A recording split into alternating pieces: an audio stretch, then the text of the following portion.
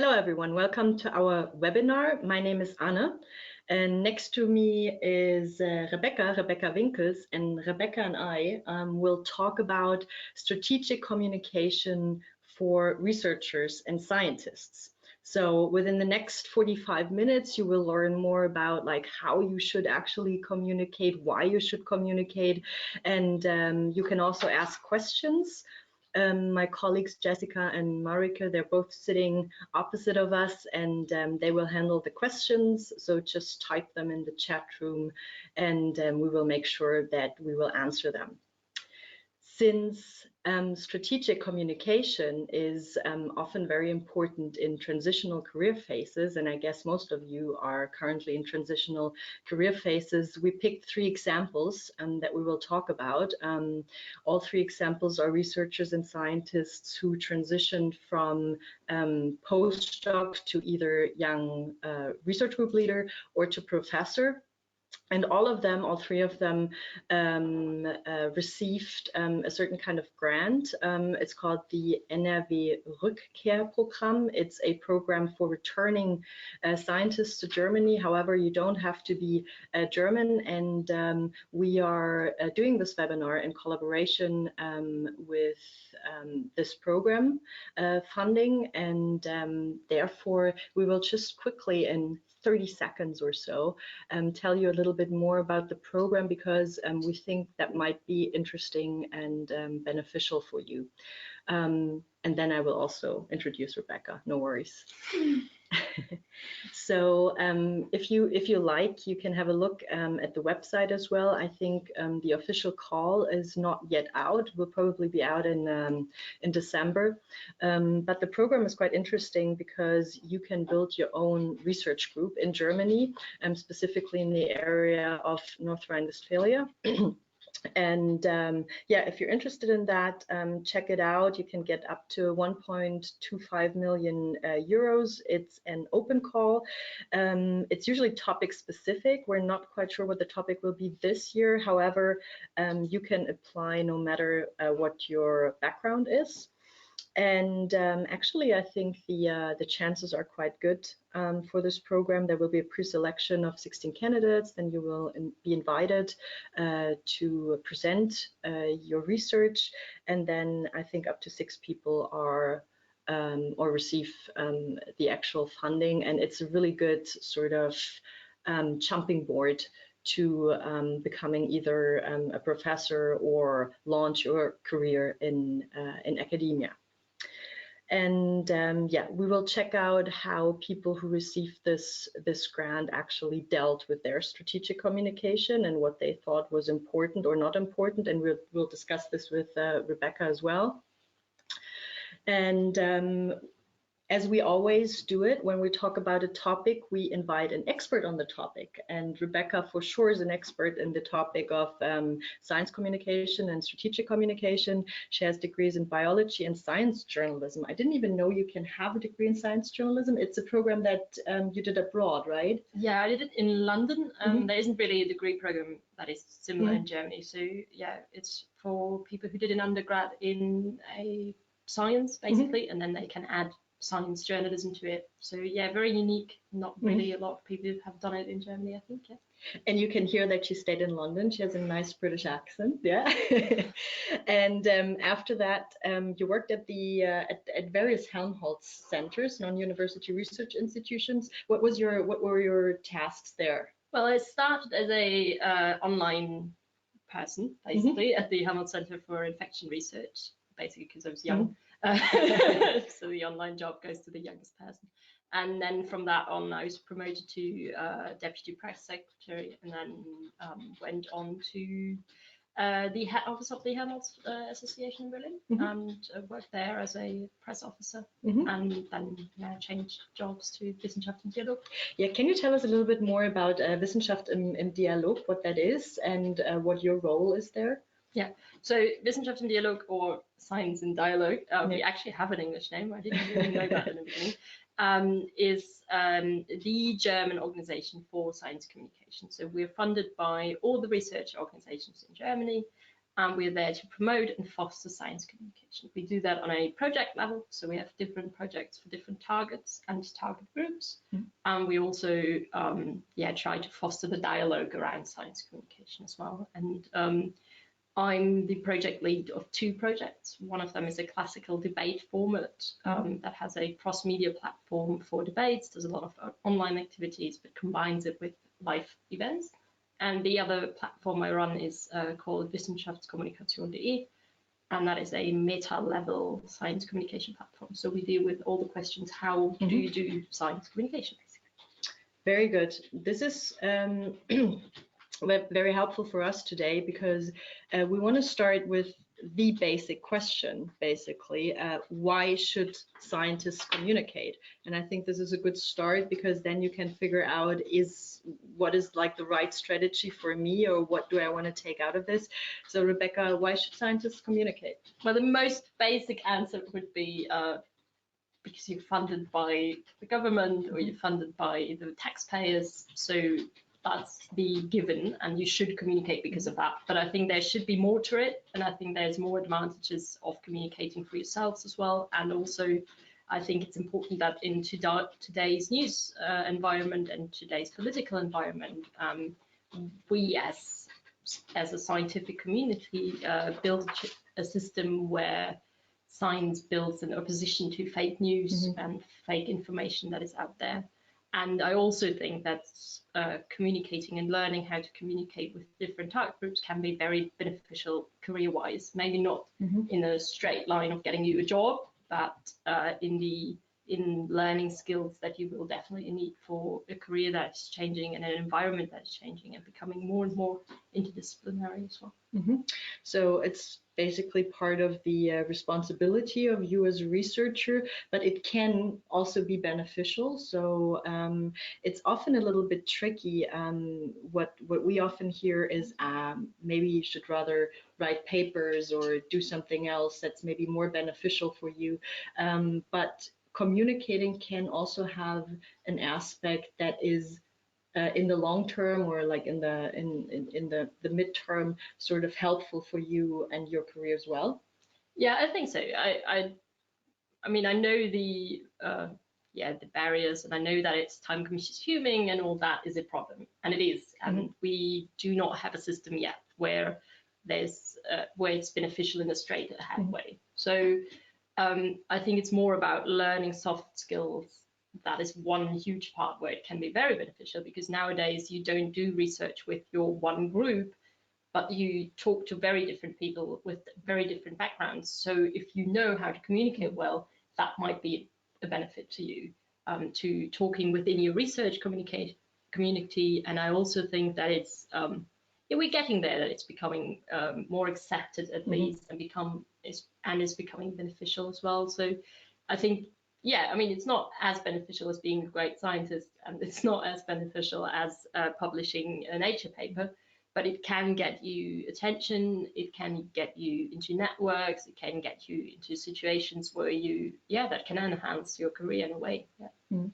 So scientists are also just people and researchers as well. So we are all different, and maybe we have different skill sets, or maybe also different interests. So it's probably very important to figure out what kind of strategy is the right strategy for me, also when it comes to communicating, or thinking about doing it a bit more than usually. So when we think about a communication strategy, what are main points you should be considerate of when you're a researcher? I think the first thing is what you just said. It's basically know yourself. You should work to your strengths in all kinds of situations in life. It's always good to know yourself and be aware of what you can do and what you cannot do. So that not everyone is a YouTuber who likes to speak publicly in front of a camera, or someone who likes to go onto a stage and entertain people. But there are hundreds of formats of science communication today. So I think, while I don't think everyone has to communicate, I think there is a way for everyone to communicate. So you can just really pick your own, pick your own format, pick your own, the one you like best and that suits your your strengths and weaknesses. Yeah, so definitely there's different formats for everyone. So we were looking at these different circles here, and we talk about like target group, aim, message, expectations. Can you tell us a little bit more? Why are these different aspects are important, and in what way are they important? Yeah, I think those are basically the basic foundation stones of your strategy. So the one is knowing yourself. I already said that. So your persona is very important. It's very important to to be aware of who you want to be when communicating, because there's loads of difference. You can talk about your private life, but you don't have to. That's, for example, something you should should be aware of and you should think about first. And then you should never communicate without a target, and so you should never communicate without a target group, and all that basically comes together and brings you to the point where it's actually building a strategy point for point, asking you the questions: who am I talking to, why am I talking to them, how do I have to talk to them, how do I reach them, where are they, what's my message to them, and then basically fulfilling the expectations of your audience. So I think that's all those key points are the foundation of your strategy. And if you answer those questions, you should be able to form your strategy very easily. However, those questions are obviously not always easy to answer. We will have a few examples, and maybe with the examples later on, it becomes a little bit more easier to get a grip on that. So when we have a communication strategy, that probably also goes hand in hand with different communication channels. So often I feel even I am sometimes a little bit overwhelmed. You know, there's like YouTube and Twitter and Facebook and I don't know, podcast, blogs and so on. And I cannot, especially when I'm a busy researcher, cater to all of them. So how do I pick a channel that might be suitable for me? What are the characteristics of the different channels? Yeah, so I think the two things we have to pay attention to is the target group. So who do you want to reach? Because they have to be active in the channel you're using. That's the one thing you have to do, have to think about. And the other thing is yourself again. So I do understand the overwhelmed thing. If someone asks me to explore a new thing, I'm often like, but I'm already doing 100 things. But that's just the case. And also it's my job to do that. But yeah, I think if you're on YouTube, it's very different, because YouTube is a massive news media by now, but it's also quite tricky to do because you're standing in front of a camera. So it's not the easiest way of communicating. But on the other hand, it might be really beneficial because you have time to develop your strategy and time to develop your key messages, and you're very flexible of what you want to do. So if you can draw, for example, you don't have to become a on-camera YouTube star. You can just draw your own things and doodle a bit around, and that can be a helpful way for you. I always think they're a very good way of getting into communicating to a general audience, even though that's a fragmented audience and not really a general audience anymore, is going to events and participating in events, because it trains you to communicate in brief, basically, and also it gives you a surrounding, and you don't have to organize it yourself, and you're kind of in a secure environment for the start. But then again, if you have stage fright, and that's a problem, so don't do that. And then it might be better for you to do a podcast or go into blogs, which are a very laid back way of doing it, because they allow you to use your own words, and they are written articles, so there's no limitations on time and space, and you can just write whatever you want and in the tone you want to use. But and then the big one for me, I think, is social media channels. Any of them really. There's a suitable one for any style of communication, I think, and any target group by now. And I often find when discussing with researchers, if they want to communicate and start communicating, that Twitter, for example, is a very easy social media channel to use, because it's very easy to use technically, and it is made for just chatting. And so I always think that's a very good communications channel for researchers.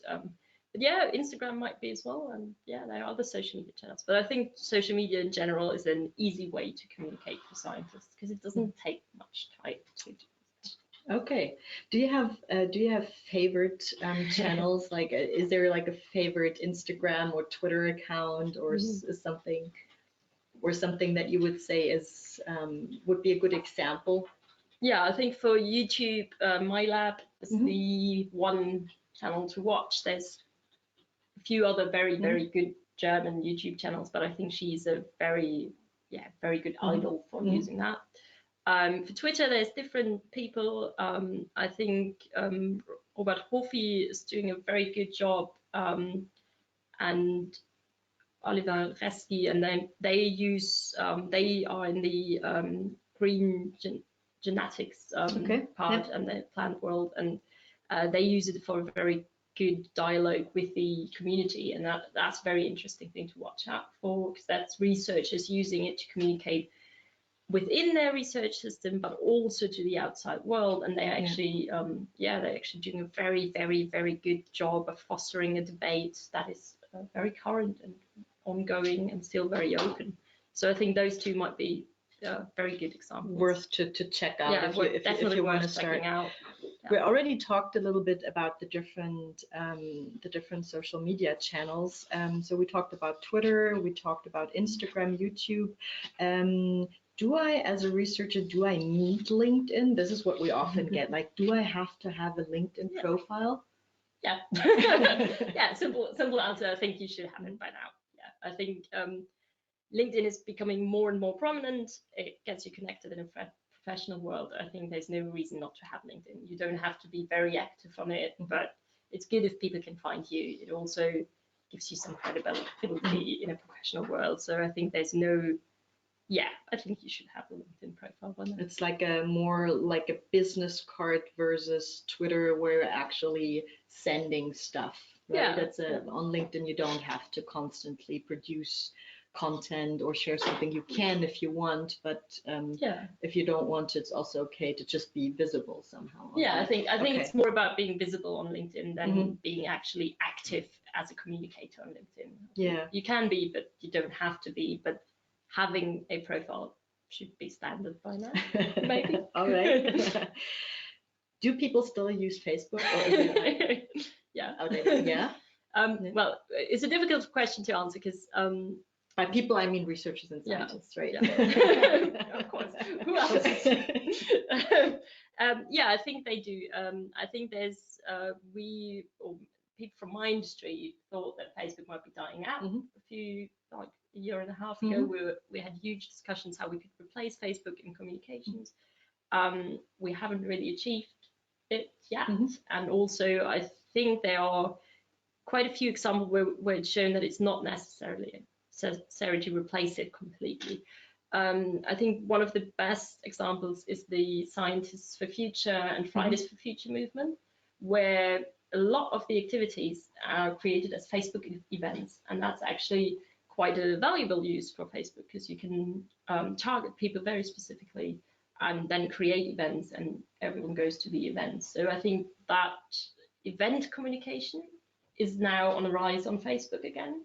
I'm not really entirely sure why, but it's just people choose a certain channel, and Facebook is the one channel, at least in Germany, that is most prevalent through all social demographics groups. So it's the only channel my mom uses. We still have TikTok and Snapchat. Is that used by scientists and researchers? Well, Snapchat is not as new anymore as TikTok is. TikTok is the new kid on the block kind of thing, and we're all still trying to figure it out. With Snapchat, there's a few projects I know that have used it for event communication. The same goes for TikTok, a bit less for events, more for cool experiments. So there's a whole lot of cool scientific experiments that can be done very easily on TikTok. I didn't know that. I checked it out. I was like, okay, I'm going to find out how TikTok works. Found out how it works. Not my channel, but could be a channel in the future. I think we're not there yet with having actually found a purpose for using it commercially yet. Right. So it's a bit less important, I'd say, for scientists who want to do it now and who are not going to wait 5 years till they start communicating. We were already talking about a big goal of strategic communication is to gain visibility. And let's talk a little bit more about how this is achievable. We have two main questions here as well. Often we have young researchers and scientists who maybe haven't used any sort of medium before, and they now feel, okay, I need to be more out there. Maybe you're in a transitional phase of your career, maybe you're moving from one country to another, you need to make sure like the community there sees you. So what are actual maybe tips you can give in order to gain visibility? Yeah, I mean the basis of all communications is content, so that's nothing new. You have to have something to say to communicate. But that can be anything. That can be your role as a scientist, that can be your actual research, that can be your future or your worries or whatever. Everyone has content, and you have to be, I think in the beginning it's good if you have something to talk about and decide to talk about one topic maybe in the first few months or something, and then be very active on that topic. Share your views. It's always on social media, it's always beneficial if you share views and share insights and give actual opinions to stuff rather than just sharing content done by others. However, that's something everyone likes because it's easy to do. But I'd encourage people to come up with unique content and be active on it and be active in giving opinions. I think it's good to form networks with your community, know who your community is. There's quite a few researchers out there on social media nowadays, and the good thing about it is that it doesn't have the hierarchies of other communication channels. So if you write an email to a Nobel Prize winner, you're probably not going to do it.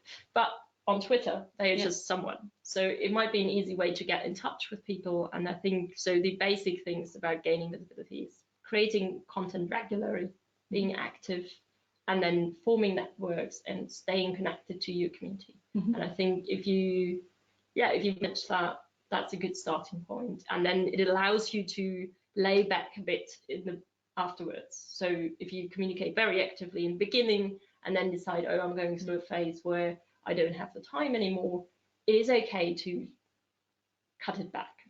It's a little bit like what you're already doing, like when you go on conferences or when you build collaborations with people, but it's on in the digital sphere, so to say. Yeah, and I think it's easier because you don't, there's always a barrier when you have to face someone and have to talk to an actual person compared to just chatting online. It's much faster. Also, I'm not going to be at every conference, and then everyone will know that when you are at a conference, you're probably really busy. So it's not actually the best time to chat to someone in a calm and casual way, whereas social media offers that opportunity to you all the time. Yeah. We have a question that we very often get, and you might be prepared for it. The question is, it is assumed that we scientists do communication on top of our usual jobs and also usually do that for free. So what is your take on this, and what do we have to do to change the mindset that we are supposed to do it for free? So I think these are two things, right? The visibility and the sort of science communication work. So what would your answer be here? Yeah, I think it's the trickiest question in science communication at the moment. So it's not an easy answer. I'm really sorry. But it's about, you shouldn't be doing it for free. But then free is the question, is free money? I think in parts money shouldn't be the key thing about communicating. It should be about getting credit in your job and making sure that it is actually honored in your professional work and it becomes part of your job. So I think the real issue is more of a systemic issue in the research fields we are in, that is not valued enough and it's not emphasized enough, and that you do it in your free time where you should be doing it during working hours and where you should be encouraged by your supervisors, bosses, or whoever leads your research center to actually communicate as part of your job. So I think that's the big change we should see in Germany, and I think I'm hoping that we're getting there slowly. I think there's a lot of work to do in this regard, but I think there are efforts going in the right direction rather than going back to not communicating. So, and even if you have a colleague who communicates a lot, then maybe support this colleague. You know, even if you don't yourself communicate that much. All right. Let's go through a few examples. I was telling you we were talking to 3 different established researchers. I wouldn't say young researchers anymore. They started out as postdocs and are now professors. And I asked them 2 questions. I asked them, does science communication or visibility as a scientist play a role for you, right? Or has it been playing a role for you, especially in your career transition? And what was or is the influence on that in your career? And we were asking these 3 people. 2 are in the natural and life sciences, and 1 is in social sciences. And we will start with Alexander, and maybe we can then talk about certain maybe topics. So of course, also, as you said, Alexander said, well, of course, the hard currency here is scientific publication. So I think that will always stay the same. But he says he uses Twitter extensively to share his research, especially papers. And then he says he can even see a peak after he shared it on Twitter. And he also finds doctoral students, for instance, or other people. This, of course, happens when you already have sort of a good range of followers. I think he has like over 1,000 followers. How do you, or when I start, like let's say I said, maybe Twitter's interesting, I like that, I start with that, and I make a profile, I have like 0 followers. It's upsetting. It's upsetting because then I'm sending out, and it's a little bit sad. So what is a good strategy as a newbie to Twitter to build a community on Twitter? What are good ways to do that? Yeah, I think it's following people who you're interested in. That's a good thing. I think Twitter worked with following and then following back people you're interested in. So if you start following people, some of them will follow you back, and then you already have a few followers. And then, as I said before, Twitter wants you to put out information. So make very clear what you're going to be talking about, because that creates your community. So in your bio, it should say something about who you are and what you want to talk about. Use hashtags in the way they're used. So don't use 100, use like 2, and use them for the significant parts of your communication. How do I find out what significant hashtags are, or how do I handle the hashtags? You can search on how much they're used on Twitter. That's helpful. Also have a look for the people you're interested in and what they're using. Is there, for example, is there a women in STEM hashtag? That one will bring you followers because there's loads of people active on those hashtags. And then I always say don't overuse them. There's already people who don't use hashtags anymore on Twitter. I still use them. I still think they're valuable, but use them for the important bits. Don't use them for enjoy life, which you can do on Instagram, but don't do that on Twitter. Use it for genetics, use it for science, use it for something that is actually valuable. Yeah. Okay. Then Alexander also said conferences are really an important outlet for him, or a medium. He says he doesn't go to talks so often. He also goes to talks, of course, but he says the coffee breaks are really important to talk to people. It's basically a little bit like a non-digital, platform. Yeah, I've heard of those. You've heard of those. And he says what's also important to maybe if you're interested and you have fun doing that. I think this is also maybe a big part of it, like you enjoy doing that because it's fun to do it. He says it's also important for him to publish not only in scientific papers, but also uses other publication formats, that is more popular science magazines, for instance. Alexander did a science slam that was then recorded and was put on YouTube. So you can also reuse content, so to say, on YouTube. Is that hard or easy? Or if I would say, well, I would like to publish in a popular science magazine, how hard is that? Or how would I get a grip on that? Yeah, I think it's, well, it's not really hard because you can, I mean, if you publish on a blog, that's very easy and very straightforward. And there are blog systems, like Dialogs, where you can, as a scientist, publish. I think it's a lot harder if you're going to publish in the Süddeutsche Zeitung. That's not going to happen in the first few years, maybe. But if it's a blog within the blogosphere or something, then it's all fine, and then it's actually encouraged, and they like that.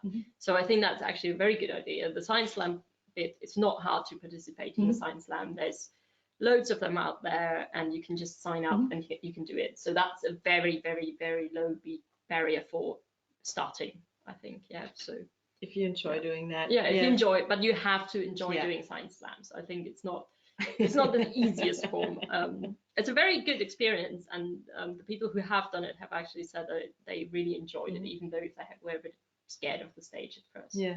But I think the organizers of the slams know that and try to be really encouraging. The audience is usually very pro-science and will actually make it easy for you. All right. Okay. We do have 2 other questions. First, how do you stay connected to your community, especially with scientists overseas? For instance, when you can't chat with them over lunch. Well, what kind of channel would be beneficial for that, or what's your recommendation to stay in touch with scientists overseas? Like, let's say maybe you meet someone at a conference and you want to sort of keep also maybe conversations going, not just being a Facebook friend. Are there any recommendations? Yeah, I think social media is an easy way to do so. You can, I mean, very often when I'm at a conference and I hear someone who's been interested to me, then I'll just follow it up with a tweet or ask them their opinion on something, or even email them. That's very old school.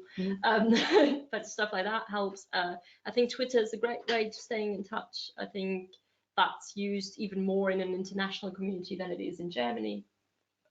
At the moment, Germans don't really necessarily love Twitter that much, but it's growing in a scientific environment. So I think, yeah, all of them are really, really good channels to stay in touch with people you're interested in, and people who don't live close and who you're not going to see every single day because they're in your own research organization. Yeah, that's also important to share your research, maybe, so people hear of it, and also, like, you can even send them or tweet at them with your research paper and ask their opinion, and I think that's very valuable. And that wouldn't happen in a conference setting. You're not going to show them your paper after the conference and have a look now, tell me what you think about it. But you can do that on Twitter, and it is done, and it works. Very good. Another question is, are there opportunities for scientists to get trained in science communication? Of course. Yeah, there are. Yeah, sure. There's a few different things. I think the basic thing is most of the press offices at universities or research centers by now have a good press office, and they will help you with your communication skills. That's the very basic level.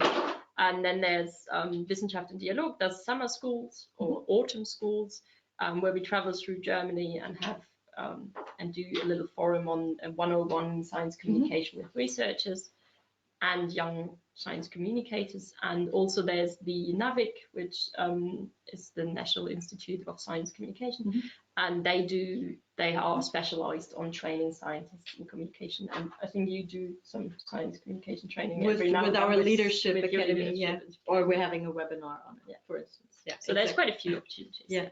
Very good. We will check out another layer or another part. So I talked to Eva Kiermeier. She's also a professor. She says, well, there's a lot of communication within the university as well. As you said, universities become more professional when it comes to science communication. So she said she's often asked to participate in certain things, or to also use it as a mentoring tool, like be a mentor and go to like workshops or do webinars or stuff like that. And she made me aware of another specific topic or challenge. She said, how do you, she's not sure how you to deal with sensitive or controversial topics in your research. For instance, she does animal research working with mice, and she says she's often confronted with people who, you know, for various reasons don't like that, and it's a sensitive, tricky topic. So how do I approach that if I want to share my research and become visible, but maybe aspects of it are kind of controversial? Yeah, I think the first and most important thing is you have to and should communicate about it. You shouldn't keep it quiet. You shouldn't leave it out in your communications efforts. You should actually, that's the reason you want to talk. Yeah. You want to get the controversial views out there and talk to the people who disagree with you. Yeah. So if you're not open to dialogue, don't go on social media. But you should really talk about it. I think being transparent is very important. It's important to take the concerns of other people serious. So it's a basic 101 in being a good listener, and then actually answering to their questions and addressing them and trying to take out the fear and replace the fear by facts and by the way the situation is actually like. So with animal research, there are very good reasons to do animal research. There's also a few reasons why you could obviously be scared of it or don't like it. It's not out of the blue, and it's not unprecedented or something. So you can so there are concerns and they are valid, and you can reply to them with your accurate statements. And I think you should talk to them and you should stick to the facts. Don't get emotional yourself, but try to answer them truly and honestly and in the most transparent way possible. I think always a good thing. That's a good advice to stay emotionally calm, especially when people attack you. And as we know, especially on social media, people can be a little bit more rough than they are in a personal encounter. Okay. Last ideas from Paul. Well, he says he turns basic research into recommendations for politics. He's a political scientist, and he says, well, that's his contributions, sort of, and it's also important to his career, right, and his visibility. And but he says scientific publications are the hard currency when it comes to jobs, and that's often the case, that people don't see really the incentives. Like, what should be, we got this with the first question, what is an incentive for me to do it? But we learned there are certain incentives, and don't leave the fun out of it as well, right? Yeah, sure. Yeah, sure. It should be fun to communicate. It's always, of course, it has to be fun. Yeah. You have to enjoy it kind of a bit. I think the political science, that's a very clear side where it can actually be beneficial to your career. I mean, we all know that politics play a role in everyone's career in a way, and so I think that actually is very beneficial for your career as well. The hard currency are going to be papers. That is all right as well. Like, there's no reason why science communication should be more important than publications in a scientific manner. But as I said before, I think you have a obligation to communicate, and I think you should communicate as a scientist. And B, it can be beneficial in enhancing your soft skills and in becoming a better communicator helps you becoming a better researcher. I think that's not, I stole that from one of the researchers I talked to about why he's communicating. And I think, it's actually beneficial to talk within your community as well, because they're not going to all have the same background. Would you say you always stay in your role as a researcher or scientist, or how does it mix with your personal ideas, personal statements? For instance, when you have one Twitter account, would you mix it, or are there examples of mixing it? Should you always stay true to one target group with one channel, or can you change that a little bit? Are there any ideas or rules that are important to consider it? I think that's a personal decision. I think that's really up to yourself. If you're not communicating in an official function, so your official function being the president of a university, then you can obviously only communicate as the president of your university. But I think it's up to you. How much do you want to share? How important is your private life for the environment or for other people. But you can communicate about anything. I don't think there's a clear rule on it. I would always stick to the personal side, but that's just me, and that's really not the rule. That people communicate about private life all the time, I think. At the end, we would like to talk a little bit more about things we haven't talked about so far. So are there any more do's and don'ts or tips and tricks or pitfalls? We talked a little bit about pitfalls, the idea of how you can integrate communication into your work schedule, maybe more information or literature. Is there anything that you think is worth sharing with researchers and scientists? Yeah, I think the do's and don'ts part is basically be the person your boss wants to know. I think that's always a good tip for starting out. So I mean, your online performance is kind of your resume these days. So don't do anything you don't want your boss to know on social media. That bit might be good. So people in my field can be very certain that their bosses check their social media presence. So you have to be a bit careful, but then be a decent human being, and that's fine. And I'm sure everyone is. So that's really easy. And I think there's nothing speaks against trying stuff and having a little go with it and play with it and have fun with it. I think that's a very good recommendation. Don't take it too serious. Don't sit down and think about it for hours and hours and hours and hours and then don't tweet. If you want to have a strategy, build your strategy, but then also go out and actually do something. Try it and see if it works out for you or not. Maybe you find it fun or not fun only after you've tried it. But you can only know that if you tried it and not if you've written down 500 strategies but never ever tried using it.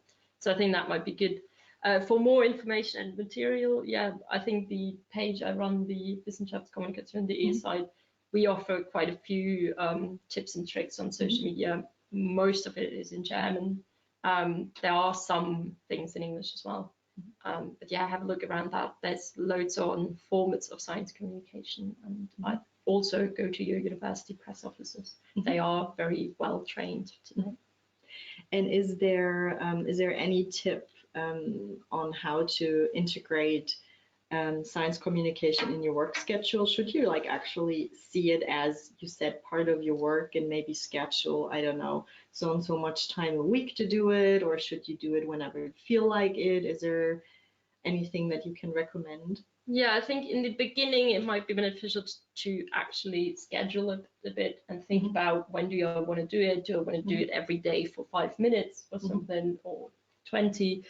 I think to be successful with it, it has to have some kind of regularity in it and be built in your schedule somehow.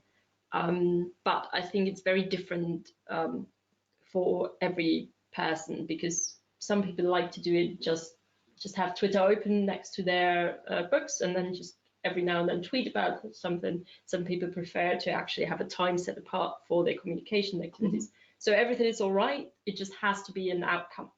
And you have to make it work for yourself. But I think you should see it as part of your job rather than doing it when you come home. All right, the time is over already. Thank you, Rebecca. And if you would like to keep in touch with Rebecca, I'm pretty sure we can share your Twitter handle and your LinkedIn and all these things. Stay in touch with us. If you have any more questions, just write us an email or let us know somehow. And we hope you enjoyed the webinar. All the best. See you soon. Bye-bye. Bye.